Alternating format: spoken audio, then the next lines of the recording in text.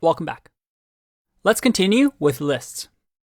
Now, so far, these square brackets, we've seen them before, right? We saw them when working with strings. And just like strings, lists are quite similar in that we can use list slicing. If you remember, with string slicing, we had things like hello, and we were able to assign it to a string, let's say a variable string, and we could do string and then slice. So do something like this, where we have the start, the stop, and then the step through. So that we start at index of 0 and end at index of 2, and then go one by one. So list slicing is also available to us. So let's make this card a little bit bigger. And you can actually just make things cleaner by formatting it this way. All right, so what should we add to our cart? We'll also add some toys. And then, you know what? Amazon does groceries now, so let's add some delicious grapes. Awesome. Now, let's say I wanted to get every single item in the cart. Well, we just simply do this, and we have our entire list. But let's use some list slicing.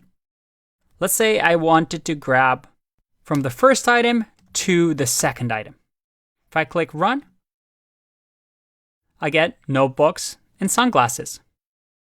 Maybe I want to go all the way till the end, but skip every second one. I get notebooks and toys. We start at 0, we step over to toys, and we step over and we're done. Awesome. And this is something that we've already seen when talking with strings. Okay, but here is where it gets interesting. Remember how I said that strings are immutable? That means we can't change them, right? And we talked about this when we had a string like hello. I couldn't do greet 0 equals to, let's say, Z. I'd get an error here. I get str object does not support item assignment. It's immutable. But the interesting thing with lists is that they are mutable.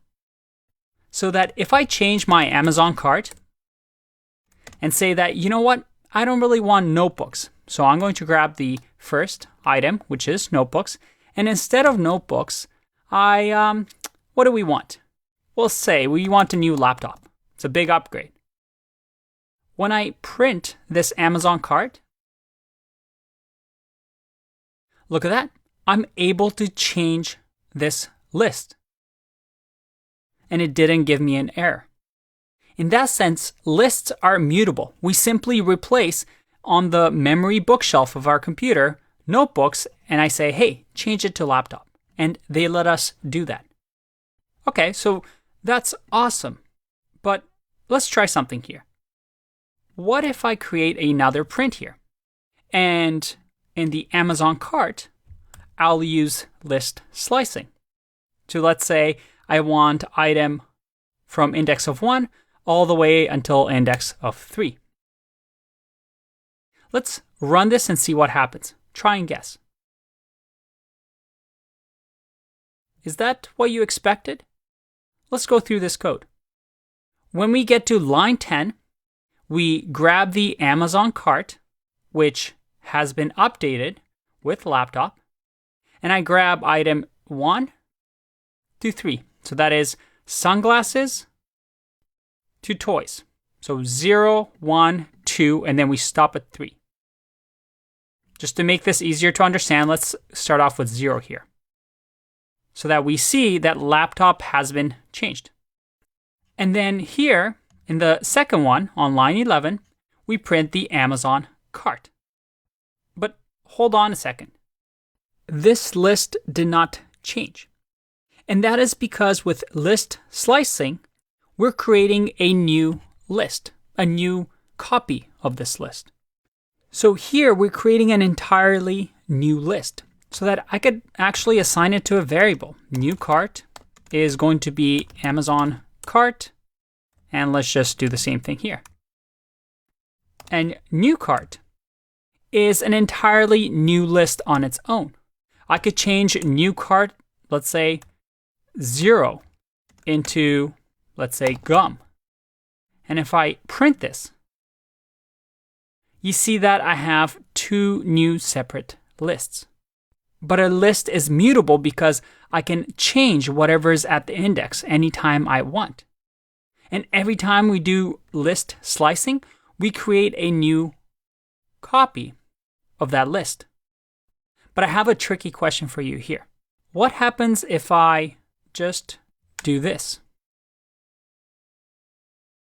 If I run this?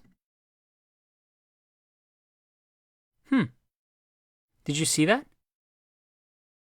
Instead of slicing my list, I simply said that new cart is going to equal the Amazon cart.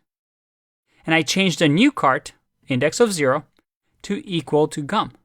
But now my Amazon cart got modified as well. Why is that? And this is a bit of a tricky question that you might encounter in an interview.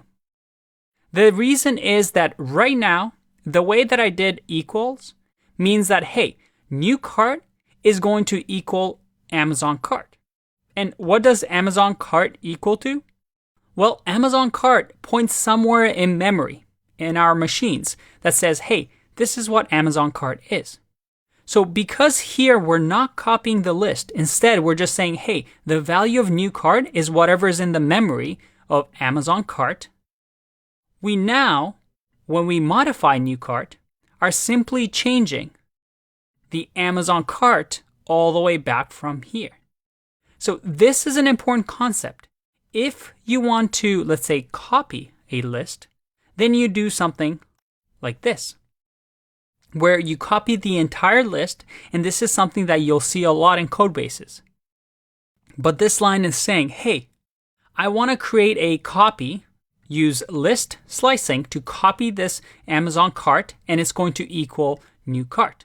So that now, if I run this, you'll see that the original Amazon cart stays the same, but the new cart is now something different. This is a quick gotcha that you just have to get used to, but it's an important concept. This idea of copying versus modifying the list. And it's something we'll explore a little bit more in the next couple of videos.